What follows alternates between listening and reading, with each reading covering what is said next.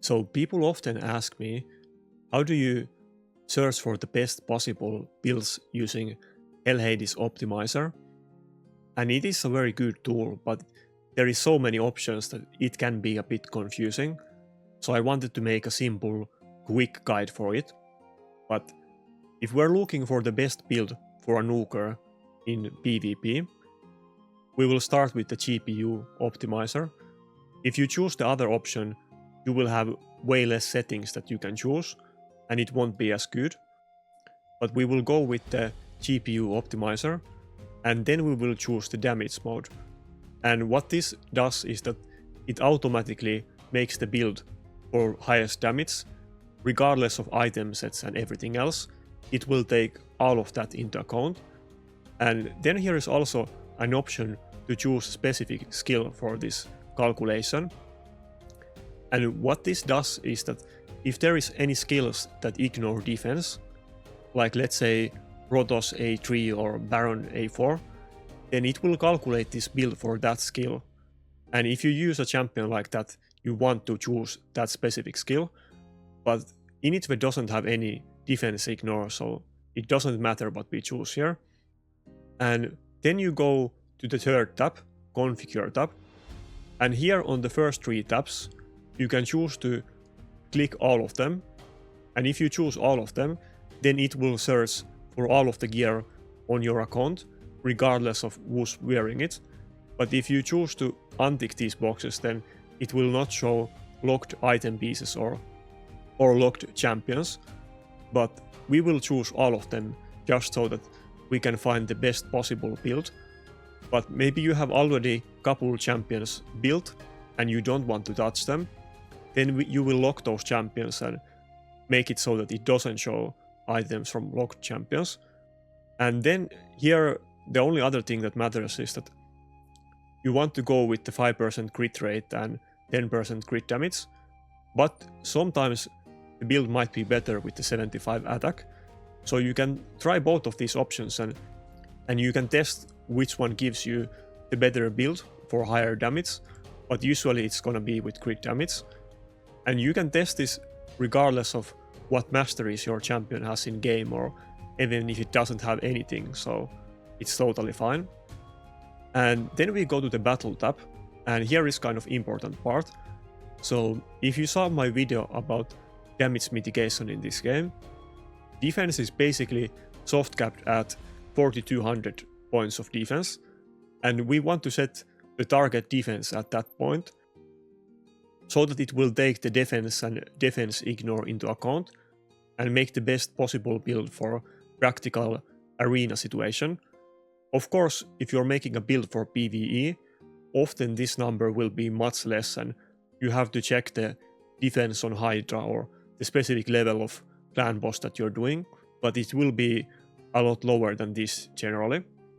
And then one more thing that you want to check in this tier is that if you're using nuker that scales with attack and HP, and you're using the buff in the team, then you want to choose it as well.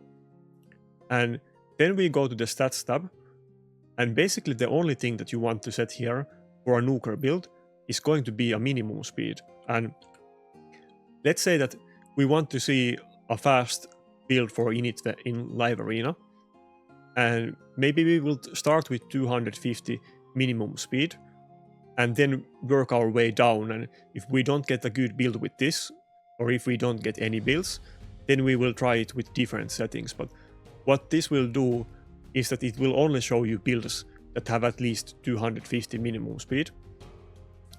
But for the other stats like attack and crit damage, you don't want to touch them because it's already calculating the max damage with the option that we chose at the start. Sometimes you may want to put a minimum resistance or accuracy. Let's say that you don't want your Protoss to put decreased defense on enemy and proc polymorph, then you might choose to put maximum accuracy for, let's say, 150. And the same situation may be with resistance. Let's say that you're trying to resist the enemy Taras, then you may choose to go with 250 minimum resistance.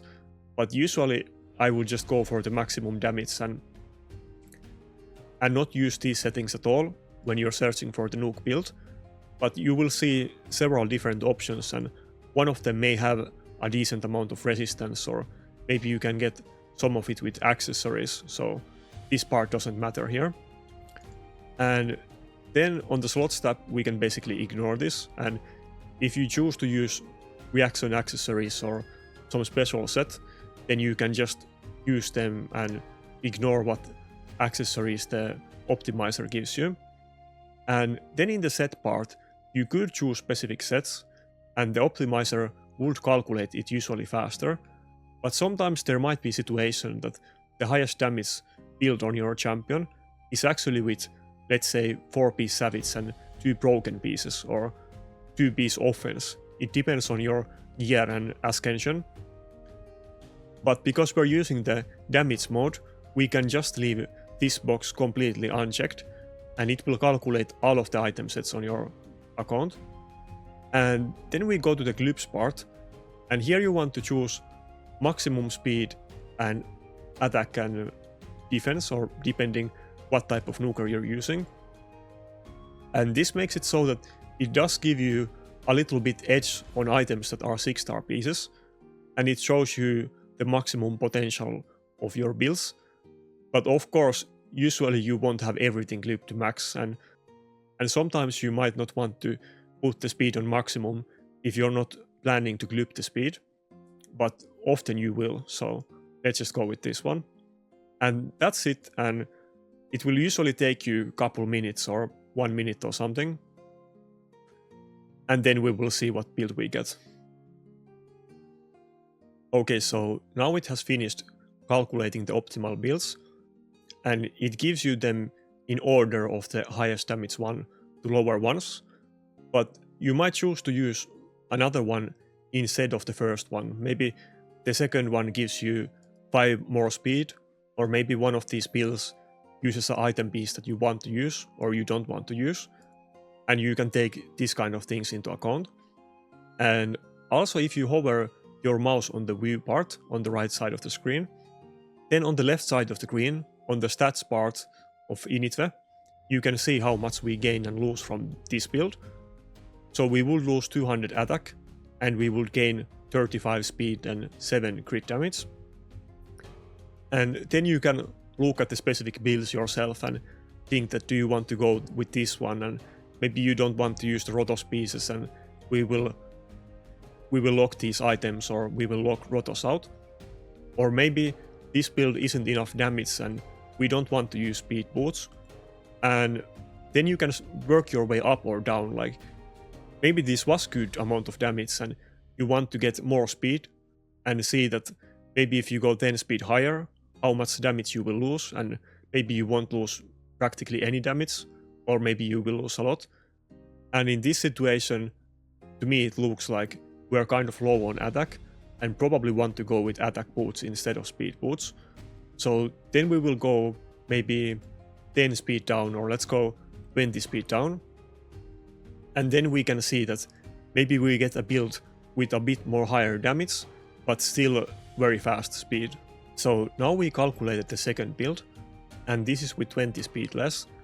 And we can instantly see that these builds have a lot higher damage, and they are probably with attack boots, like it looks it to be. And then you can try different speeds and choose which ones you want, and lock some items or champions and play around with it. But if you have a big account and you have been playing for years, or maybe you're using multiple different nukers, and you might be able to gear the best one out of top of your head with the optimal build. But when you manage many champions and lots of gear, this saves you a lot of time and gives you the precise, perfect results. The big thing is that you need to know how to put the right settings and know what you're looking for.